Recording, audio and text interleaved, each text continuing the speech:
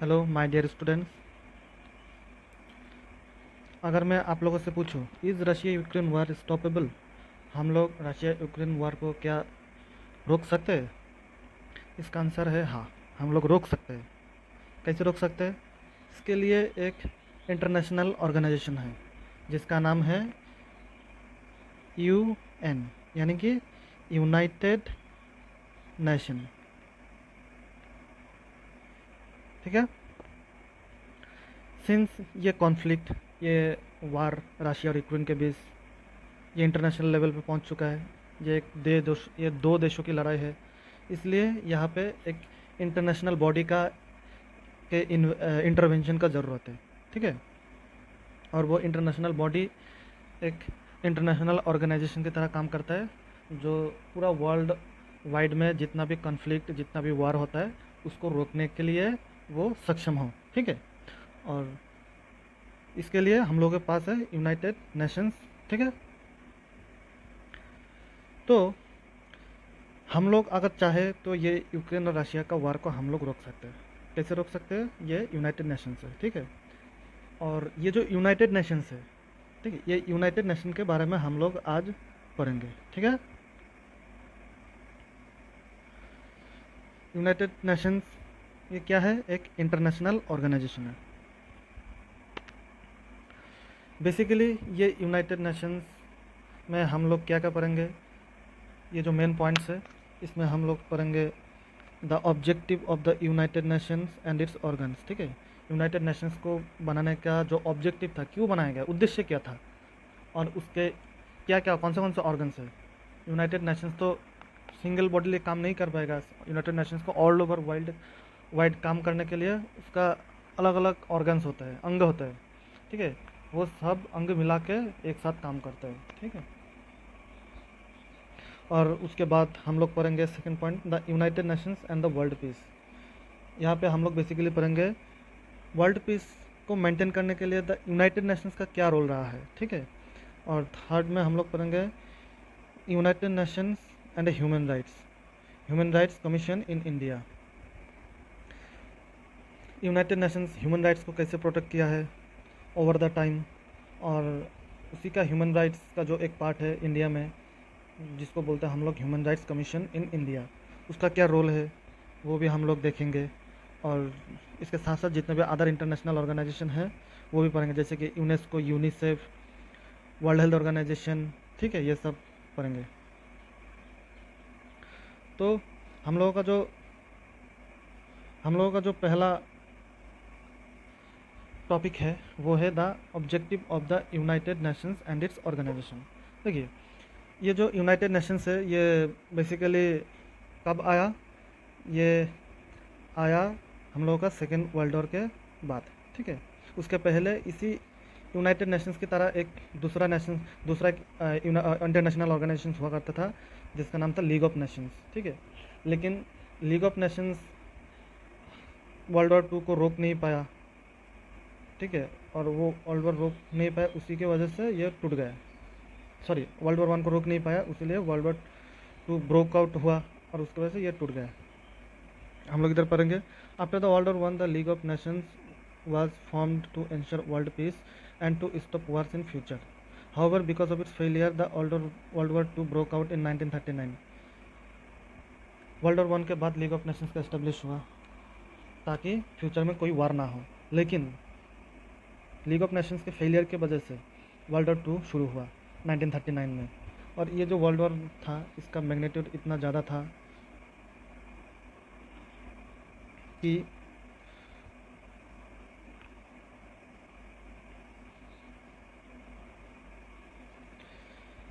ये जो world War to था इसका मैग्नीट्यूड इतना ज़्यादा था, मतलब इसका जो डेवास्टेशन जो हुआ था, मतलब जो विध्वंसी था, ये विध्वंसी इतना बड़ा लेवल पर था कि मतलब पूरा विश्व के लोगों को मन में एक डर सा बिठ गया, मतलब भयभीत हो गए सब लोग।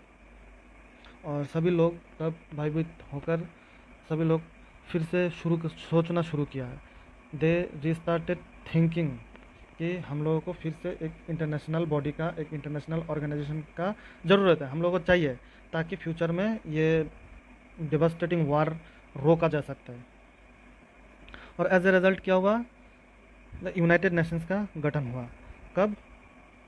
24 अक्टूबर 1945 को। ठीक है, आप लोग ये याद रखना, the United Nations was formed on 24 अक्टूबर 1945। ठीक है, ये क्वेश्चन में आ सकता है, आप लोग याद रखना। और जब ये 1945 में 24 अक्टूबर को ये फॉर्म हुआ, तब इसको स्वीकृति टोटल 51 स्टेट यानी कि 51 देशों ने इन लोगों का सिग्नेचर देकर स्वीकृति प्रदान किया, रिकॉग्नाइज किया। ठीक है, और ये गठन हुआ कहाँ पे? सैन फ्रांसिस्को कॉन्फ्रेंस में। ये सैन फ्रांसिस्को कॉन्फ्रेंस के तहत यूएन चार्टर के अंडर ये यूनाइटेड नेशंस ऑर्गेनाइजेशन गठन हुआ। Since the birth, it has been doing its best to save the people of the world from the danger of another world war. The people of the world observe the day of the birth of the UNO, that is the 24th October, as the United Nations Day all over the world. हाँ, ये भी एक question हो सकता है, on which day UN Day is observed over the world। ठीक है, ये यूनाइटेड नेशंस डे कब हम लोग ऑब्जर्व करते हैं, ये आप लोग देखिए, ये वाला। ठीक है, 24 अक्टूबर, हर साल के 24 अक्टूबर तारीख को हम लोग यूनाइटेड नेशंस डे सेलिब्रेट करते हैं ऑल ओवर द वर्ल्ड। ठीक है,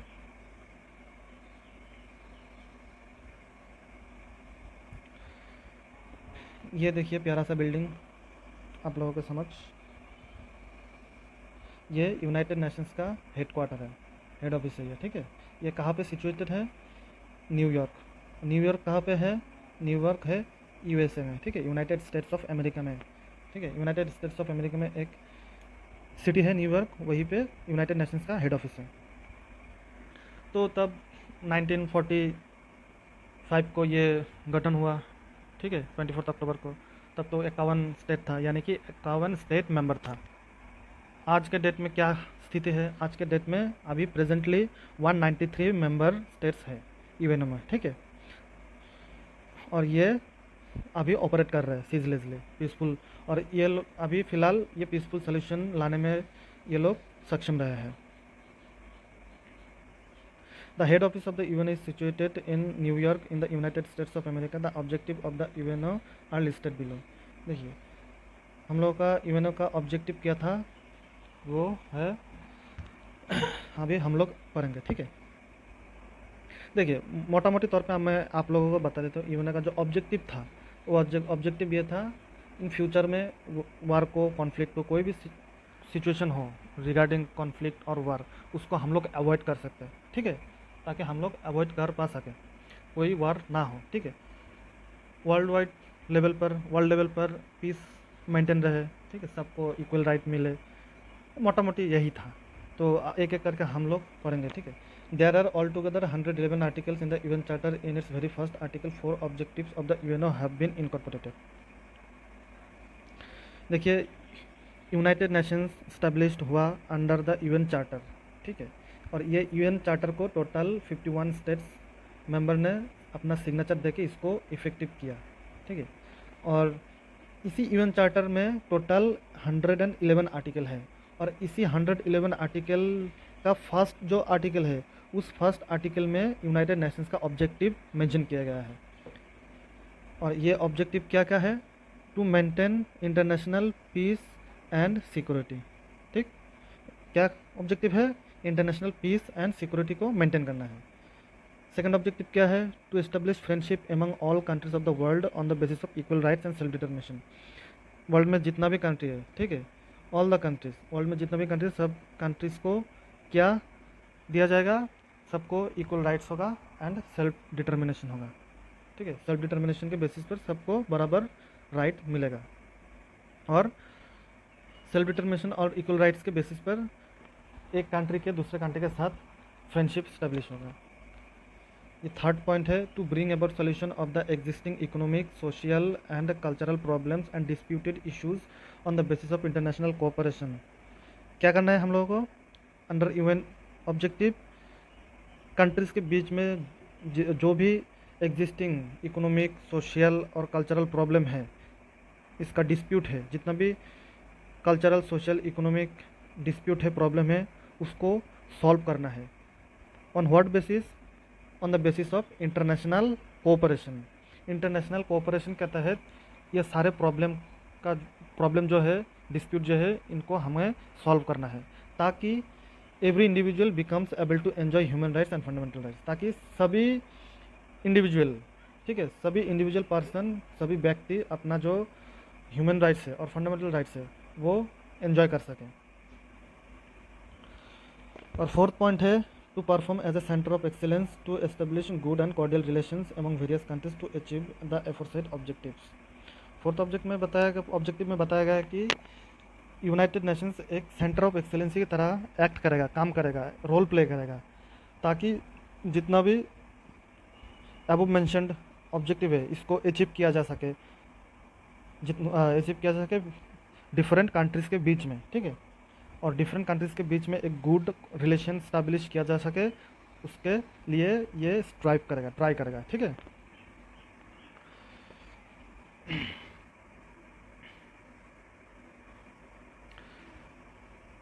ये जो यूनाइटेड नेशंस है इसका तो ऑब्जेक्टिव आप लोग देख लिया, लेकिन ऑब्जेक्टिव है, ठीक है, ये अचीव करना है, लेकिन वो अचीव करने के लिए तो यूनाइटेड नेशंस को काम करना पड़ेगा ना, और वो काम करने के लिए प्रिंसिपल चाहिए, ऐसे तो काम नहीं कर सकता, और वो प्रिंसिपल है, ये इधर है, देखिए, और वो प्रिंसिपल क्या क्या है। फर्स्ट प्रिंसिपल में दिया गया है the UNO is established on the principle of equal sovereignty of all member countries. जितना भी वर्ल्ड के जितना भी मेंबर कंट्रीज है, ठीक है, सबका इक्वल सॉवरेंटी को ध्यान रखेगा ये यूनाइटेड नेशंस, ठीक है, उसको मद्देनज़र रखते हुए यूनाइटेड नेशंस अपना फंक्शन करेगा, ठीक है, ताकि जब यूनाइटेड नेशंस अपना रोल प्ले करेगा, जब फंक्शन करेगा, जब काम करेगा, तब कोई भी कंट्री का सॉवरेंटी हार्म ना हो, ठीक है। Secondly, all member states shall perform their own duties and responsibilities by obeying the rules as mentioned in the UN charter. Secondly क्या, जितना भी मेंबर स्टेट्स है, मेंबर कंट्रीज है, सभी अपना ड्यूटी और रिस्पॉन्सिबिलिटीज को पालन करेगा, मानेगा। जो रिस्पॉन्सिबिलिटी और ड्यूटी सभी मेंबर स्टेट्स के लिए प्रिस्क्राइब किया गया है, दिया हुआ है यूएन चार्टर में, ठीक है, यूएन चार्टर में जो दिया हुआ है सबको वो मानेगा member states. Thirdly, all the member states of the UNO shall settle the disputes peacefully and without affecting internal peace, security and justice. Thirdly क्या गया है कि जितना भी यूएनओ के अंडर जितना भी मेंबर स्टेट्स है, सभी मेंबर स्टेट्स एक दूसरे के साथ जो डिस्प्यूट है, एग्जिस्टिंग डिस्प्यूट है, उस डिस्प्यूट को सॉल्व करेगा, पीसफुली सॉल्व करेगा, ठीक है, without affecting each others internal peace, security and justice, ठीक है, एक दूसरे का जो इंटरनेशनल पीस है, इंटरनेशनल सिक्योरिटी है, ठीक है, वर्ल्ड का, वो उसको हार्म किए बिना डिस्प्यूट पीसफुली सॉल्व करेगा। Fourth, in the interest of maintaining cordial international relations, all members shall refrain from threat or use of force against any state। Fourth में बताया गया है कि जितना भी मेंबर स्टेट है, ठीक है, वो सारे के सारे मेंबर स्टेट अपना जो प्रॉब्लम है वो सॉल्व तो करेगा, लेकिन वो सॉल्व करने के लिए उन लोगों को क्या करना पड़ेगा, उन लोगों को ना अपना जो फोर्स है, कोएर्सिव मेथड को त्यागना पड़ेगा, ठीक है। कोई भी मेंबर स्टेट इंटरनेशनल लेवल पर, ठीक है, इंटरनेशनल लेवल पर अपना फोर्स यूज़ नहीं करेगा, कोई भी छोटा सा स्टेट को, कोई भी कंट्री को, कोई भी अदर मेंबर स्टेट को वो थ्रेट नहीं करेगा, उसका फोर्स यूज़ नहीं करेगा उसके अगेंस्ट, ताकि एक दूसरे के अंदर एक कॉर्डियल इंटरनेशनल रिलेशंस मेंटेन हो सके, ठीक है। और फिफ्थ क्या है, the member state shall extend help and support to the UNO if and when and the UN asks for, as the UN Charter, no member state would extend help or support to the particular state or states that are facing UNO's punitive action, ठीक है। Fifth, जितना भी member state है, ठीक है, सभी member state अपना help support करेगा, अपना हेल्प आगे बढ़ाएगा, सपोर्ट करेगा यूएनओ को, जब यूएनओ का ज़रूरत होगा, जब यूएनओ डिमांड करेगा, तब कोई भी स्टेट, उसका जो मेंबर है, यूएनओ का मेंबर है, उस स्टेट को अपना हेल्प करना पड़ेगा, यूएनओ को हेल्प करना पड़ेगा। यूएन अगर उस कंट्री से फोर्स मांगे तो फोर्स भी देना पड़ेगा, आर्मी देना पड़ेगा, ठीक है। और इसके साथ साथ यूएन चार्टर के अंदर, ठीक है, यूएन चार्टर के अंडर जिस भी कंट्री के और या फिर जिस भी मेंबर स्टेट के ऊपर सैंक्शन लगा हुआ है, उस कंट्री को कोई भी अदर मेंबर स्टेट उसको हेल्प नहीं कर सकता, ठीक है। वही लिखा हुआ है इसमें, क्या लिखा हुआ है कि the member state shall extend help and support to the UNO if and when the UNO ask for as in the UN charter के हिसाब से जब यूएनओ कोई भी कंट्री से हेल्प मांगे तब उस कंट्री को हेल्प करना पड़ेगा, तब उस कंट्री यूएनओ को हेल्प करना पड़ेगा। ही this that member states must extend help and support to the UNO, ठीक है।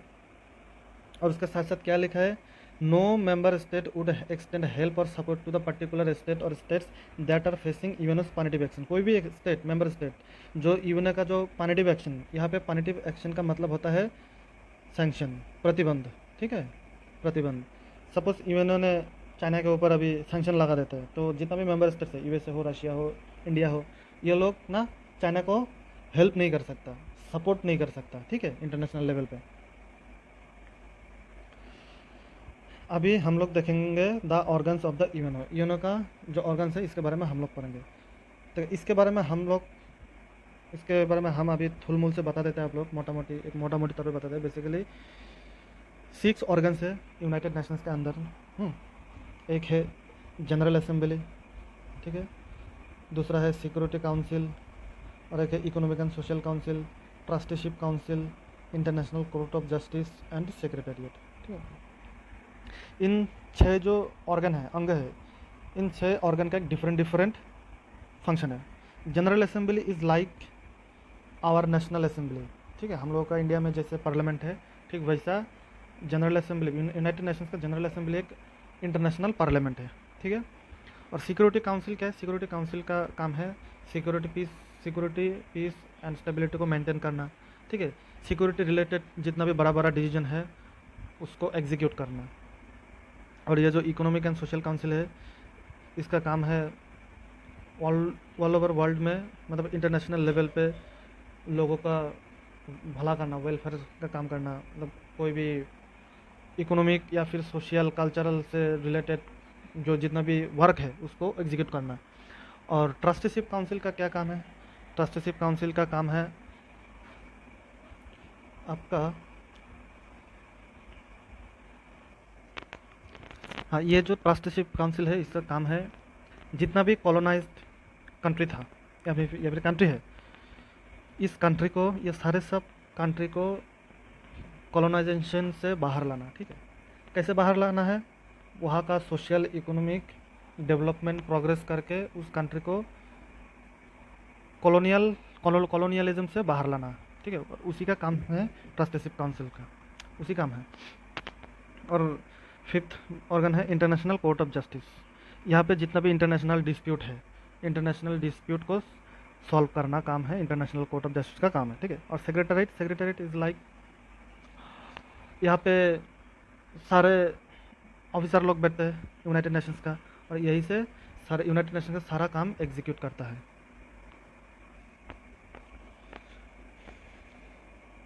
तो अभी हम लोग इन डिटेल्स एक एक करके देखेंगे, ठीक है। फर्स्ट हम लोग पढ़ेंगे जनरल असेंबली। तो जनरल असेंबली ये जो यूनाइटेड नेशंस का जनरल असेंबली है ये बिगेस्ट ऑर्गन है यूएन का, ठीक है। और ये जो जनरल असेंबली है it is formed by all the member states of the UNO to which each member state sends 5 representative, ठीक है। ये जनरल असेंबली बेसिकली जितना भी मेंबर स्टेट्स है सारे मेंबर स्टेट्स से फॉर्म होता है, और हर मेंबर स्टेट्स अपना 5 रिप्रेजेंटेटिव्स को भेजते हैं यूनाइटेड नेशंस जनरल असेंबली में, ठीक है। यूनाइटेड नेशंस में 5 सदस्यों को भेजता है। But at the time of voting each member state can cast only vote. लेकिन जब कोई भी इशू के ऊपर जनरल असेंबली में वोटिंग होगा, ठीक है, डिबेट के बाद वोट होता है, वोटिंग के टाइम एक ही वोट वहाँ पे कास्ट कर सकता है, ठीक है। हालांकि मेंबर 5 होंगे लेकिन कंट्री को एक ही कंट्री को रिप्रेजेंट करते होंगे वो लोग, ठीक है, एक ही कंट्री को रिप्रेजेंट करना है तो वोट भी एक ही कास्ट होगा, 5 नहीं, ठीक है। The session of the general Assembly is held once in a year, और एक साल में एक बार जनरल असेंबली का सेशन होता है। Since the size of the general Assembly is gigantic, therefore it performs its various activities through some committees. क्योंकि ये जनरल असेंबली का साइज़ बहुत ही बड़ा है, ठीक है, सारी इतना बड़ा होने के कारण सारे काम तो एक साथ परफॉर्म नहीं कर सकते, इसलिए इसका काम छोटे छोटे वेरियस कमेटी फॉर्म होता है और वेरियस छोटे छोटे कमेटी के द्वारा ये सारा काम परफॉर्म होता है। सेकेंड है security council. The security council is the most important organ of the UNO. At the time of UNO's inception, there were 5 permanent member and 6 temporary members, ठीक है। ये एक सिक्योरिटी काउंसिल, ये एक यूनाइटेड नेशंस का important organ है, ठीक है। जब यूएनओ का इंसेप्शन हुआ, ओके, जब यूएनओ एग्जिस्टेंस में आया, when the UNO came into existence, there were basically 5 permanent members and 6 temporary members, ठीक, नॉन यानी कि non permanent member. But in the year 1963 23rd article of the UN charter was amended. 1963 में क्या हुआ, 23rd UN charter का जो 23 number article था, ठीक है, 23वें आर्टिकल को अमेंडमेंट किया और उसी अमेंडमेंट के तहत टेम्पोररी मेंबर यानी कि नॉन परमानेंट मेंबर का जो नंबर है, संख्या, इनको बढ़ाया गया। पहले 6 था, अभी बढ़ा के 10 कर दिया गया, ठीक है।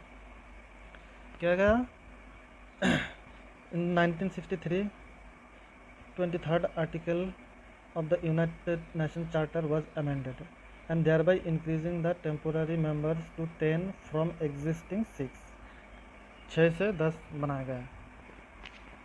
कौन से अमेंडमेंट के अंदर, ये 1963 में जो यूनाइटेड नेशंस चार्टर का, यूएन चार्टर का जो 23वां आर्टिकल था, उसको अमेंडमेंट किया गया, ठीक है, याद रखना है आप लोगों को ये।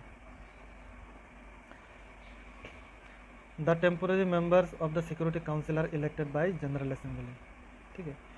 ये जो टेम्पोररी मेंबर है, नॉन परमानेंट मेंबर है, इसको सिलेक्ट कौन करता है, जनरल असेंबली से सिलेक्ट होता है।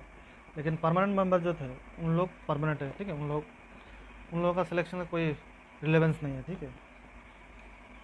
ये जो परमानेंट मेंबर है, टोटल 5 परमानेंट मेंबर है। कौन सा है, ये यूनाइटेड नेशन सिक्योरिटी काउंसिल में टोटल 5 परमानेंट मेंबर है, 5 परमानेंट मेंबर। एक है यूएसए, ग्रेट ब्रिटेन यानी कि UK, France, Russia and China, ठीक है। In order to take decision on any important matter, altogether minimum 9 members including 5 permanent members of the Security Council must give their consent। जब United nation security council में कोई भी important matter के ऊपर, कोई important issue के ऊपर जब चर्चा होंगी, उनके ऊपर जब डिसीजन लिया जाएगा, ठीक है, कोई भी सिक्योरिटी रिलेटेड इशू हो, पीस रिलेटेड इशू हो, जब उसके ऊपर चर्चा होगी, उसके ऊपर डिसीजन लिया जाएगा, ठीक है, तब ये 5 मेंबर के साथ साथ 10 में से 9 मेंबर का कॉन्सेंट चाहिए, वहाँ पे रहना पड़ेगा, ठीक है, इंक्लूडिंग 5 मेंबर, ठीक है, इंक्लूडिंग 5 मेंबर, और उसके साथ साथ एटलीस्ट 9 मेंबर का कॉन्सेंट चाहिए। Each of the 5 permanent members has the right to exercise veto. और ये जो वीटो पावर है, ये आप लोग याद रखना। वीटो पावर ऐसा है कि सपोज सिक्योरिटी काउंसिल में एक रिजोल्यूशन लाया, रशिया और यूक्रेन के बीच जो वार है, इसको हमें रोकना है, उसके लिए रिजोल्यूशन लाया, और वहाँ पे क्या सिंस क्योंकि सिक्योरिटी काउंसिल का मेंबर रशिया भी है, तो रशिया क्या कर देगा, अगर उस रिजोल्यूशन में कोई भी एक प्रोविज़न हो जो रशिया को पसंद ना आए, तो रशिया क्या करेगा, उस रिजोल्यूशन को वीटो कर देगा, ठीक है, वो ख़त्म, वहीं पे ख़त्म, और आगे नहीं बढ़ पाएगा। और एज ए रिज़ल्ट क्या होता है, और इसी वीटो पावर के कारण क्या होता है, कोई भी मतलब सटीक ठोस डिसीजन नहीं ले पाता कोई भी कंट्री, ठीक है। As a result no decision can be taken on any matter even if one permanent member of the security Council differs and uses its veto power. Suppose एक रिजोल्यूशन लाया, ठीक है, सपोज एक रिजोल्यूशन लाया गया है, सपोज एक resolution लाया गया है, ठीक है, यहाँ पे कितना मेंबर है, 5 परमानेंट मेंबर और 10 नॉन परमानेंट मेंबर। कोई भी रिजोल्यूशन को पास करने के लिए इसमें से एटलीस्ट 9 मेंबर का और यहाँ पे पाँचों के 5 मेंबर का कॉन्सेंट चाहिए। लेकिन सपोज एक रिजोल्यूशन 5 मेंबर में से कोई भी एक मेंबर को पसंद नहीं आया, वो अगर वीटो करेगा यहाँ पे, ठीक है, वो वीटो करेगा तो वो रिजोल्यूशन नहीं हो पाएगा। और इसीलिए कोई भी ठोस कदम या फिर कोई भी अच्छा डिसीजन ले ही नहीं पाता सिक्योरिटी काउंसिल, इसी वजह से। अभी हम लोग देखेंगे इकोनॉमिक एंड सोशल काउंसिल। इसके बारे में हम लोग पढ़ेंगे कि at the time of inception of the event the total number of the member of the economic and social Council was 18, but in 1965 its member was increase to 27। Finally the number of its member was raise to 54 in 1973। जब UNO existence में आया तब Economic and social Council का total member था 18। कितना था? 18, ठीक है, याद रखना। लेकिन बाद में 1965 में ये जो नंबर है 18 से बढ़ाकर 27 किया गया। और अब फिर बाद में फिर से 1973 में 27 से 54 किया गया। पहले सीक्वेंस याद रखना, 18 टू 27, 27 टू 54, ठीक है। 18 से 27 9 मेंबर बना, फिर 27 को दोगुन किया, दो गुनी करके 54 होता है, ठीक है।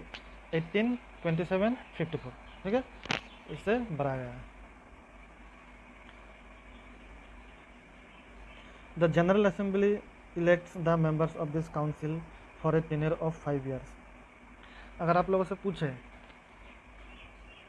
इकोनॉमिक एंड सोशल काउंसिल में,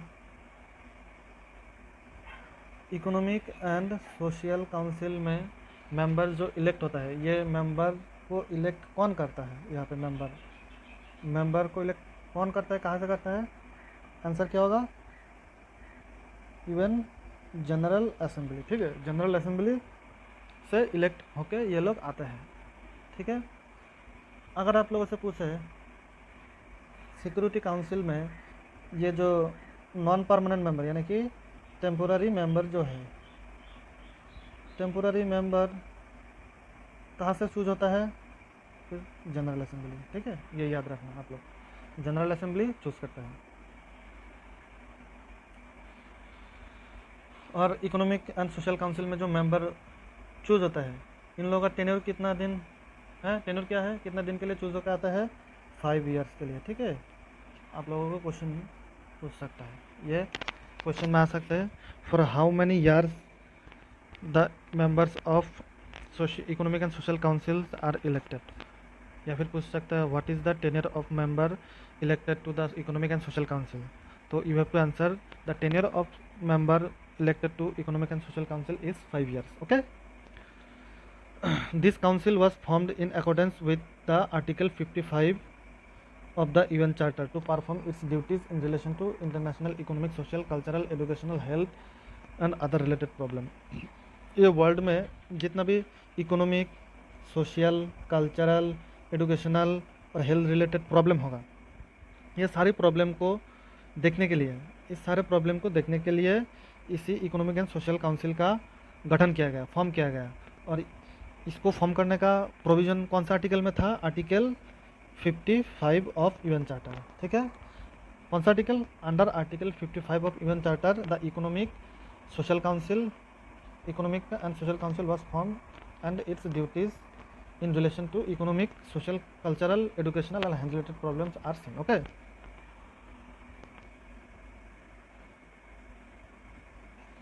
The council submit its report with necessary suggestions on the aforesaid subject to the General Assembly after proper study। ये जो सोशल एंड इकोनॉमिक काउंसिल है, ये हर साल एक रिपोर्ट पब्लिश करता है, ठीक है। पूरा साल में ये लोग स्टडी करते हैं, स्टडी करके रिपोर्ट पब्लिश करता है। कौन से एरिया पे? Economic, social, cultural, educational, health related जितना भी प्रॉब्लम है, ये जितना भी एस्पेक्ट है, ये सारे एस्पेक्ट में ये लोग स्टडी करते हैं, स्टडी करके ये लोग रिपोर्ट निकलते हैं, ठीक है। और ये स्टडी का जो रिपोर्ट है, ये जनरल असेंबली ये लोग पेश करते हैं, सबमिट करते हैं, ठीक है। तो अभी तक हम लोग क्या क्या पढ़ा? General assembly, security council, Economic and social council, 3 organ को हम लोग पढ़े। अभी हम लोग देखेंगे ट्रस्टीशिप काउंसिल। ट्रस्टीशिप काउंसिल में हम पहले आपको बताया कि यह ट्रस्टीशिप काउंसिल का काम क्या है। कोई भी state which is under colonization of UK और फ्रांस, और फॉर दैट मैटर फ्रांस और पोर्तुगल, ठीक है। तो इस काउंसिल का काम क्या है, उस कंट्री को कैसे कॉलोनी से, मतलब एक कॉलोनियलिज्म जो है उससे बाहर लाया हम लोग, ठीक है। डीकोलोनाइज कैसे करें, उसका काम है इस काउंसिल का। और वो कैसे होता है, ये डीकोलोनाइजेशन कैसे होता है, उस कंट्री का, उस स्टेट का, वो कॉलोनाइज स्टेट का इकोनॉमिक सोशल प्रोग्रेशन के थ्रू, ठीक है।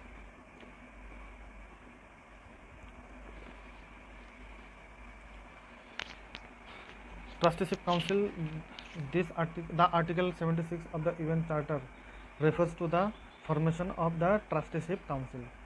ये आप लोग आर्टिकल याद रखना। मतलब यूएन चार्टर का हर एक आर्टिकल मतलब एक ऑर्गन को फॉर्म करने के लिए बना है, ठीक है। एक एक आर्टिकल एक ऑर्गन को फॉर्म करता है। जैसे कि आर्टिकल 76, इसके अंडर ये यूएन चार्टर के जो आर्टिकल 76 है, इसके अंडर ये ट्रस्टीशिप काउंसिल का फॉर्मेशन हुआ। तो आप लोगों से अगर पूछे under which article of UN charter the Trusteeship Council was formed, आप लोग क्या बोलेंगे, under the article 76 this trusteeship Council was form. Okay, कौन सा article, article 76।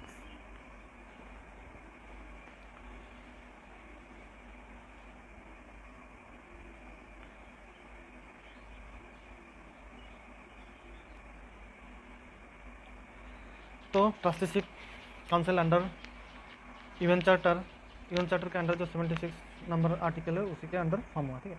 The Trusteeship Council was form to make people of the countries under its jurisdiction for the attainment of freedom by making progress in economic, political, social and educational field.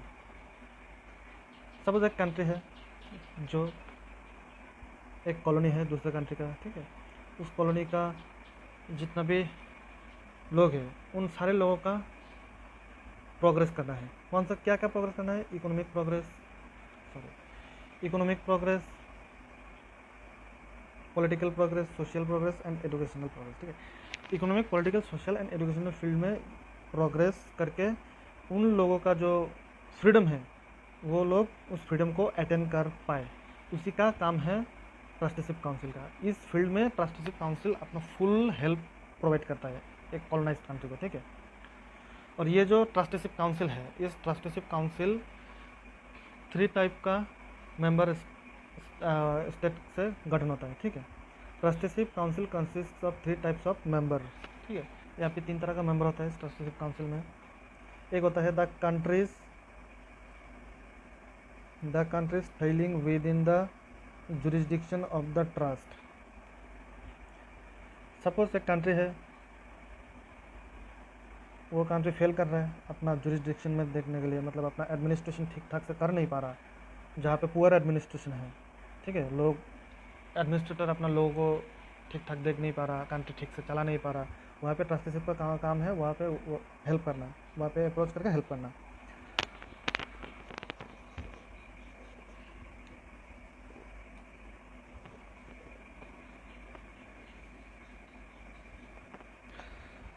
Sorry, ये नहीं, the countries falling with in the jurisdiction of the trust. सारे country जो कि इस trust का jurisdiction अंदर आते हैं, ठीक है, वो सारे कंट्री होता है इस काउंसिल में। और दूसरा है the permanent members of the security Council. Security council का जितना भी मेंबर स्टेट्स है, परमानेंट मेंबर होता है। 5 के 5 मेंबर स्टेट्स इस काउंसिल का पार्ट है, ठीक है। और है the members who are elected by the general Assembly for 3 years. और एक तरह का मेंबर होता है जिनको जनरल असेंबली से इलेक्ट किया जाता है 3 साल के लिए, ठीक है। नेक्स्ट हम लोग पढ़ेंगे इंटरनेशनल कोर्ट ऑफ जस्टिस।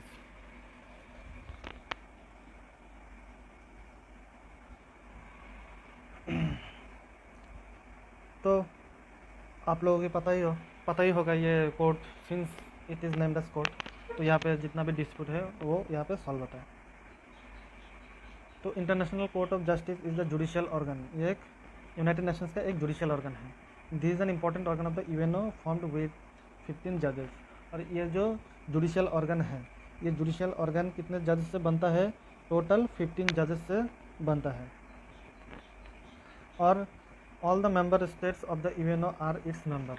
ठीक है, यूएनओ का जितना भी मेंबर स्टेट्स है 193 है ना टोटल मेंबर स्टेट्स, सारे के सारे ये आईसीजी का मेंबर है। ठीक है, ये आईसीजी सारे के सारे ये आईसीजी के अंदर आते हैं। ठीक है, इन सारों का अगर कोई लीगल डिस्प्यूट आया है तो ये सारे के सारे मेंबर ये आईसीजी के अंदर अपना डिस्प्यूट रिजॉल्व कर सकते हैं। The main function of the ICJ is to settle the case filed by the affected member states of the UNO. तो यूएनओ का जितना भी अफेक्टेड मेंबर है, जिन लोगों को हानि पहुंचा, क्षति पहुंचा दूसरे स्टेट मेंबर स्टेट के द्वारा, तो ये लोग आईसीजे में, इंटरनेशनल कोर्ट ऑफ जस्टिस में ये लोग केस फाइल कर सकते हैं। ठीक है, the disputed states are bound to accept the verdict passed by the ICJ. और ICJ during the process of case hearing, ठीक है, ये हेयरिंग होने के बाद, हेयरिंग होने का टाइम और हेयरिंग होने के बाद जो भी वर्डिक्ट आएगा ये इसको मानना पड़ेगा। ठीक है, ये मेंबर स्टेट को एक्सेप्ट करना पड़ेगा।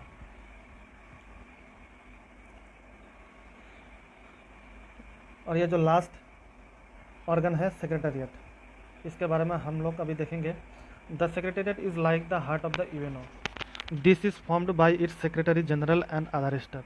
ये जो सेक्रेटेरिएट है इसको लीड कौन करता है? इसको लीड करता है secretary general with other official staff. ठीक है, the secretary executes and implements all the decision taken by the UNO. UNO के जितना भी डिसीजन है वो सारे के सारे डिसीजन कौन इम्प्लीमेंट करता है? सेक्रेटरी इम्प्लीमेंट करता है। ठीक है,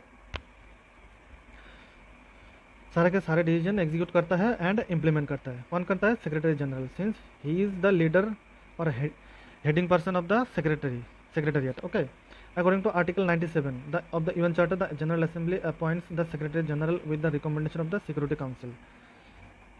ये वाला जो आर्टिकल है इसको आप लोग याद रखना, अंडर आर्टिकल 97। ठीक है, यूएन चार्टर का जो आर्टिकल 97 है, इसी के तहत जनरल असेंबली क्या करता है? जनरल असेंबली सेक्रेटरी को अपॉइंट करता है। ठीक है, और ये सेक्रेटरी, जनरल असेंबली सेक्रेटरी को जो अपॉइंट करता है, इसके लिए एडवाइस कौन देगा?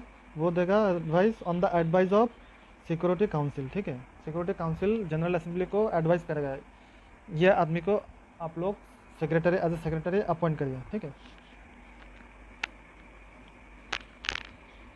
और ये जो हम लोग का परमानेंट मेंबर है सिक्योरिटी काउंसिल का, इसका बहुत ही सिग्निफिकेंट रोल होता है। ठीक है, अपॉइंटमेंट करने में। और हम लोगों का सेक्रेटरी जो है, अपॉइंटेड सेक्रेटरी, इसका टेनर है 5 ईयर्स, लेकिन उसको दोबारा री इलेक्ट किया जा सकता है। ठीक है, ही और she may be re elected again. The first secretary general of the UNO was Trygve Halvdan Lie of Norway. ठीक है, आप लोग ये याद रखिएगा, who was the first secretary of the UNO. ठीक है, ये नाम याद रखेगा। सॉरी, ये नहीं, ये वाला है, हाँ, त्रिवेहल्दन ली। और ये कहाँ का आदमी था? नॉर्वे का आदमी है। ठीक है, ये एक नॉर्डिक कंट्री है, नॉर्वे का आदमी था त्रिवेहल्दन ली, जो फर्स्ट सेक्रेटरी जनरल था यूएनओ का। ये सारे के सारे ऑर्गन तो है, सारे का सारा अपना अपना फंक्शन जो है, प्रेस्क्राइब फंक्शन परफॉर्म करता है। ठीक है, इसके साथ साथ बहुत सारा एजेंसी है जो ये सारे ऑर्गन को हेल्प करता है। ठीक है, फंक्शनिंग में। एक है इंटरनेशनल लेबर ऑर्गेनाइजेशन, आईएलओ। ठीक, ये आप लोग देख लेना। ठीक है, इसका फुल फॉर्म आप लोगों से पूछेगा एग्जाम में, आप लोग याद रखना। International Labour Organization, ILO. हु, वर्ल्ड हेल्थ ऑर्गेनाइजेशन, क्या है? World Health Organization. और एक है development planning agency of the UNO, UNDP. आप लोग सुने होंगे यूएनडीपी के बारे में। ठीक है, UNDP, United Nations Development planning Agency. ठीक है, United Nations Development planning Agency. और एक है UNHRC, United Nations Human Rights Commission. ठीक है, और एक है United Nations International Children's Emergency Fund, ये बहुत ही प्रोमिनेंट है। यूनिसेफ एंड यूनेस्को, आप लोग सुने होंगे यूनिसेफ के बारे में, यूनेस्को के बारे में, ठीक है। यूनिसेफ का फुल फॉर्म क्या है? United Nations International Children's Emergency Fund. और यूनेस्को का क्या फुल फॉर्म है? United Nations Educational Scientific and Cultural Organization. और एक है IMF, ये एक इंटरनेशनल मॉनेटरी फंड है इसका फुल फॉर्म। उसके बाद है फूड एंड एग्रीकल्चरल ऑर्गेनाइजेशन, ठीक है, FAO। ये सारे के सारे फुल फॉर्म आप लोगों को याद रखना है, ये एग्जाम में पूछेंगे सारे के सारे, ठीक है। नाउ